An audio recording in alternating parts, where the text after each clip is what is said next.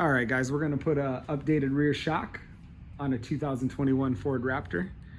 If you can see the rear shock here, it's held on by 2 bolts, 14 millimeter up top and then 14 millimeter on the bottom. Up top, you can get a socket and a ratchet up there, and the bottom, you will need a wrench. Thankfully, I have a ratcheting action wrench here, Craftsman all the way.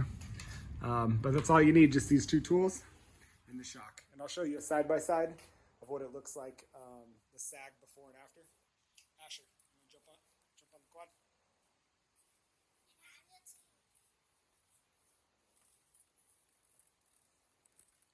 So this is my 9-year-old. Kind of jump up and down on the back there. Yep.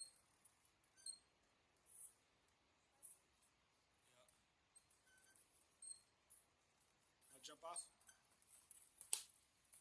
Yeah, so even with him, you know, he's about 60 pounds. It compressed him around about 3 springs. So that's kind of a before, and then I'll show you an after. All right, so I lied. You're gonna need more than just that big socket, ratchet, and the wrench. Essentially, I couldn't get enough leverage on the wrench in here, so I had to get my little 1/4-inch ratchet. I was able to squeeze that in there. And then anybody who's worked on vehicles, you know this trick.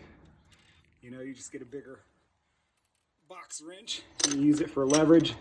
So it's taken me a few minutes, but I was able to hold this.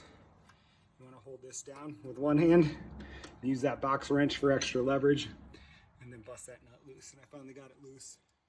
I won't make you all sit here and watch me loosen it all the way. The only other thing I was going to call out is just make sure you're not trying to crank it on the nut side. The nut's actually welded to the frame, so you want to make sure you're definitely cranking on the bolt side, not the nut side.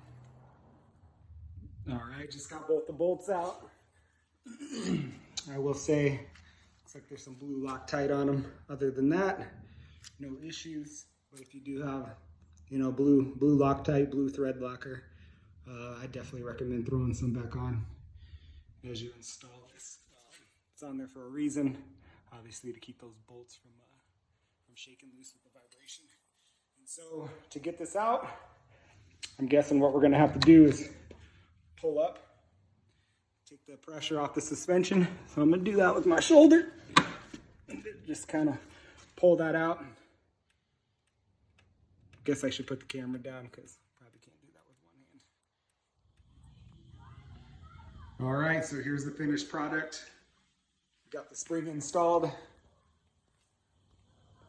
and it works great. I'm gonna have my son come out here and jump on it so you can kind of see how much it sinks. He's about 10, he's almost 11 years old. He's about 60 pounds.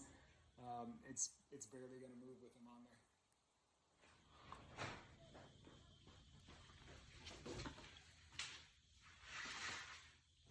there. And it didn't move at all. So me, I'm about 210 pounds. I can get on there and it only goes down about maybe ½ an inch.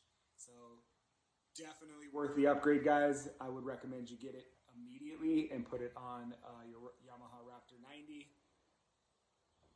Thanks for watching, and see you next time.